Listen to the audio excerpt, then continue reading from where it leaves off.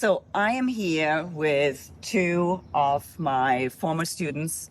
They were in my classes in 2019, graduated in December 2019, moved to Brazil and started an incredible company called TABAS.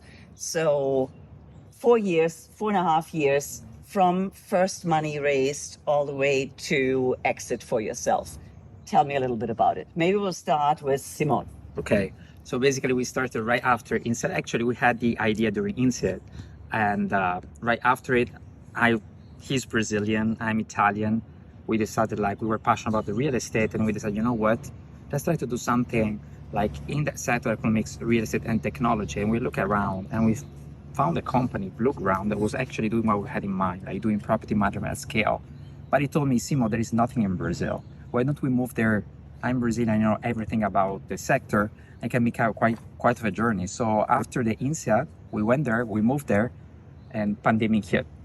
Okay. So it was the first challenge. We're doing real estate in Brazil. We're like the real fabric estate hospitality, right? So half and half. So you can imagine. Having our first target customer was actually corporate housing brokers, corporate housing, which no one was traveling around. No one was traveling, that was dead. Yeah. So now for you, you're Italian originally. You're from Brazil, basically real estate background. So this was actually kind of back to home for you, right? Exactly, it was back to home. Actually, everything was going super smoothly. We were at INSEAD, we had a very good idea. We had Claudia as our first investors. Back then, we were able to raise some additional capital from other investors. But by March 2020, COVID hit. We had many conversations with many VCs that were super in line for what we were looking for. At some point in time, everything stopped from nowhere because of COVID. And there was an Italian that barely speak Portuguese back then, a Brazilian that have left all the opportunities that had after INSEAD, working in a business model with very limited capital. At some point in time, we look at each other. Should we go? Should we stop? But to be honest, those questions were already answered in our mind. The business model was very good. We're super excited about what we were building, and we just kept going. We kept going even during COVID with limited capital, and we're able to get 20 to 30 apartments up and running back then. And that was kind of the moment which we were able to give the next step as a company. So then you raised your round A? Your seed round? Seed round. It was in December 2020. Actually, from connection with people from INSEAD, Venture Friends was put in touch with us through an INSEAD connection. Mm-hmm. And they actually were the same investor as Blueground, the business model that we got inspired by. A little bit more on Blueground. So initially an investor and ultimately your kind of exit. Yeah, so Venture Friends, who was our lead investor, put us in touch with them because it is a portfolio company for them. So we got reach out, we got along very well, and they, in 1 month during our Series A, they decided to invest and lead the round. We knew at that time that it was like a sort of decision going through an acquisition, because when you have a lead investor that has this kind of synergy with you, you're kind of already taking a decision. And so when we raised the Series A, during the Series A negotiation, we already had negotiated kind of the acquisition path. Sure. It happened a few months after. I remember that. And you guys were all happy with that? The direction it was taking? Yes, I think back then, me and Simo, we had a very, very direction-oriented mindset, which we wanted to build a global company. We didn't want to build a Brazilian company. And Blueground was actually a way to do it way faster than we were expecting. And the team there is amazing, like Alex, which is the CEO.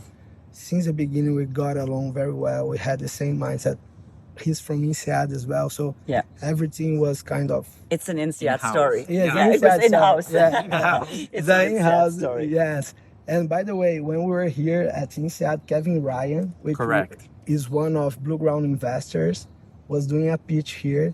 And Simo came to me right after the pitch telling me about how Kevin Ryan was amazing, that he was telling about this company. And after 2 years, we figured out that company was Blueground. So yeah, and and we're super happy at the time. Why they tried to do acquisition during Series A actually. Why we said no? Because me and Simo, we wanted to make sure that the company was going to the right direction. So doing an investor round with them would give us more time to get to know each other in order to do the acquisition or not. So, which was amazing. We did the Series A. They went to they started to be in our board, and everything was going to the right direction. And we're super comfortable when the acquisition went through. Okay. So now you are good startup founders, very experienced. You have your first exit under the belt. Still a long way to go. Still a long way to go. So, and for you on a personal level, what have you kind of learned? So, I mean, for you, you started a family during that whole process as well. So congratulations on that. In hindsight, was it the right thing to do? Have you learned For sure, 100%. I mean, there are a lot of things that you learn throughout this journey. A lot. You grow over several dimensions. There are, for example, one of the lessons learned that we really experienced firsthand was that raising capital is not a proxy for success. We started the company in an environment in which we had competitors that had raised 10 times more money than us, and they went bankrupt. Having a lot of cash doesn't make you diligent. Yeah. And this was one of the things that later on, in the beginning, we remember like investors like saying, you know, people are like telling me why I'm investing in you guys, where they have another peer that has 10 times more capital invested by, you know, big firms. And back then it was tough. When things like evolve and you see all these players disappearing, you learn really that it's not cash a competitive advantage, it's like how good you are in executing. Sure. And for you? So I agree with Simone on that one. I think execution is the most important thing. Getting things done fast, trying things fast, having the right team, a team of builders, not only ourselves, but we were able to create a team of builders was a very important thing. I learned on many dimensions. I didn't learn too much about the sector itself because I came from the sector, but everything related to fundraise, VC, that crazy world of if you raise capital, you are success. You do not raise capital, you're not success. No one cares if you are having revenue, if you are having profit. It's all about branding yourself to the market.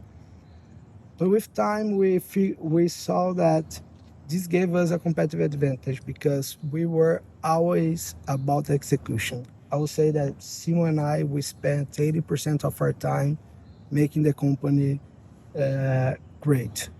And that's what has to be done. And I've seen many founders that spent 80% of their time fundraising, and they were not able to build a company that structure and is going to be successful in the future. Okay. So I think the VC environment is amazing. It gives you a lot of leverage for you to grow your company 10 times faster. We are actually now over $35 million of revenue yearly, but you need to do wisely. Otherwise, you can go bust very fast. And you need to choose very wisely your investors. Exactly. Yeah. Because sometimes, especially in the beginning, especially with your first fundraising, you think that the investors are right.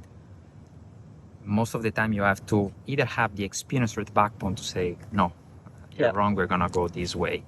Other players didn't do it. In this sector, in our sector, growing as fast as possible is not a competitive advantage. It's not that if you have 10,000 more apartments, you gain economies of scales. So you need every apartment to be profitable on its own as a cash flow.